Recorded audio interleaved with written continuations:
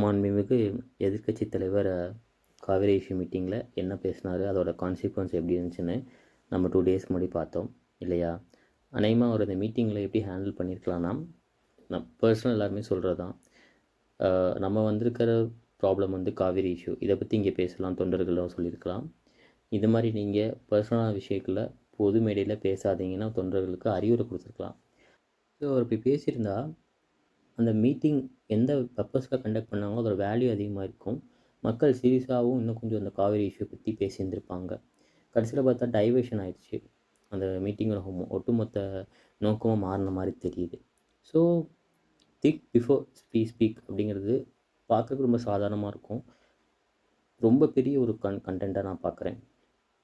7 habits of highly effective people இந்த book எல்லோரும் படிச்சிருப்பாங்க. அதில் முதல் ஹேபிட்டே வந்து பார்த்திங்கன்னா, யோசித்து பேசுங்கள், முன் யோசனையுடன் செயல்படுங்கள் அப்படிங்கிறது தான் அந்த டாபிக். அந்த ஹேபிட்டை நம்ம கண்டிப்பாக எல்லாருமே நம்ம லைஃப்பில் இம்ப்ளிமெண்ட் பண்ணணுங்கிறது என்னுடைய வேண்டுகோள். ஒருவேளை அவர் முன் யோசனையும் நாங்கள் செயல்பட்டு இருந்தாருன்னா அந்த மீட்டிங்கும் நம்ம முன்னாடி சொன்ன மாதிரி தான், மீட்டிங்கும் வேல்யூ வந்திருக்கும், அவரோட நோக்கமும் நிறைவேறியிருக்கும். ஸோ இது மாதிரி நம்ம லைஃப்பில் நிறையா இடங்களில் நம்ம முன் யோசனை இல்லாமல் பேசியிருப்போம். இப்போ என் லைஃப்லேயும் நிறைய இடத்துல நடந்திருக்கு.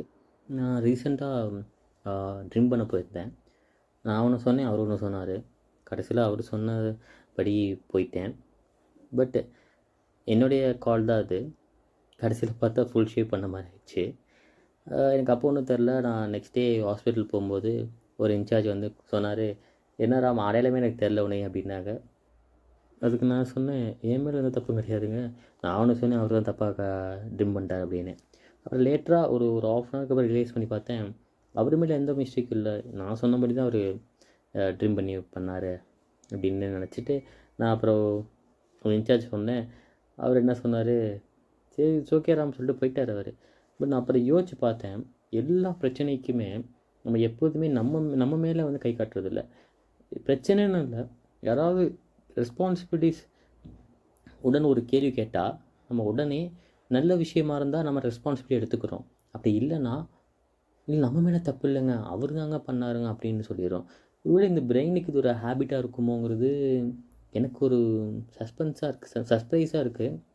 இல்லை இப்படி தான் நம்ம உள்ள சின்ன வயசுலேருந்து ஏர்லி ஏஜ் ஆஃப் என்ன சொல்கிறது, ஸ்கூல் காலேஜஸில் நம்மளை அப்படியே க்ரோன் அப் பண்ணிட்டாங்களாங்கிறது எனக்கு டவுட்டாக இருக்குது.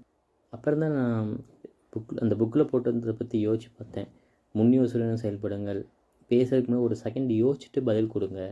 நிறையா பேர் நம்ம லைஃப்பில் ஏதாவது ஒரு கேள்வி கேட்டால் அடுத்த நிமிஷம் யோசிக்காமே பதில் பேசுகிறோம்.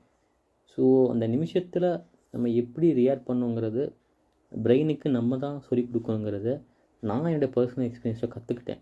இந்த புக்கில் முன் யோசனை செயல்படுங்கள்னு சொன்னபோது, யாராவது நம்மளை கலாய்க்கும் போதோ, ஸோ யாராவது நம்மளை ஏதாவது கேள்வி வைக்கும் போதோ, நம்ம ப்ராப்பராக நமக்குள்ளே ஒரு வாட்டி ரீகால் பண்ணிவிட்டு அவங்க என்ன கேட்குறாங்கன்னு கேட்டுட்டு நம்ம பதில் சொல்லணும். ஏன்னா அதோட மீனிங்காக தான், முன் யோசனை செயல்படுங்களா அதான் மீனிங், கரெக்டுங்களா?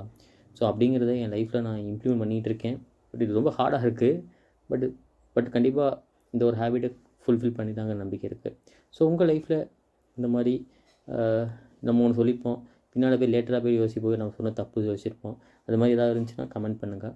ஸோ எப்போவுமே சொல்கிறதா, மெடிடேஷன் பண்ணுங்கள், 50 minutes பண்ணுங்கள். உங்களுக்கு நான் கமெண்ட்ஸில் டிஸ்கிரிப்ஷன் கொடுத்துருக்கேன், அதோட இன்ஸ்ட்ரக்ஷன் சேம் இன்ஸ்ட்ரக்ஷன் தான். ஸோ அதை ஃபாலோ பண்ணியும் நீங்கள் பண்ணலாம். யாருக்கும் இந்த வீடியோ யூஸ்ஃபுல்லாக இருந்துச்சுன்னா நீங்கள் ஷேர் பண்ணுங்கள். நன்றி, வணக்கம்.